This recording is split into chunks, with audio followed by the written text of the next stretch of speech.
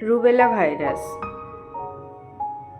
Rubella একটি virus যা সংক্রামিত ব্যক্তির হাঁচি বা কাশি দিলে শ্বাস প্রশ্বাসের মাধ্যমে ছড়িয়ে পড়ে। যখন একজন গর্ভবতী মহিলা রুবেলা সংক্রামিত হয়, তখন ভাইরাসটি প্ল্যাসেন্টার মাধ্যমে বিকাশমান ভ্রূণে প্রেরণ হয়।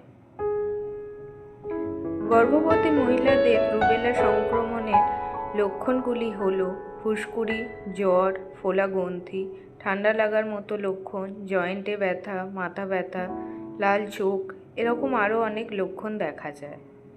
গর্ভাবস্থায় রুবেলা সংক্রমণের ঝুঁকিগুলি হল কনজেনিটাল রুবেলা সিনড্রোম, জন্মগত ত্রুটি, গর্ভপাত বা মৃত শিশু প্রসব, বিকাশে দেরি, সংক্রমণের ঝুঁকি, এরকম আরও অনেক ঝুঁকির কারণ দেখা যায়। এসব সমস্যার সমাধানের জন্য আপনারা আসুন আমাদের দ্য ওম ফার্টিলিটি ট্রিটমেন্টে। এখানে ন্যাচারাল ট্রিটমেন্টের মাধ্যমে কোনো রকম ওষুধ ইনজেকশন ছাড়াই ন্যাচারালি 3 থেকে 6 মাসের মধ্যে আপনি আপনার সমস্যার সমাধান পাবেন।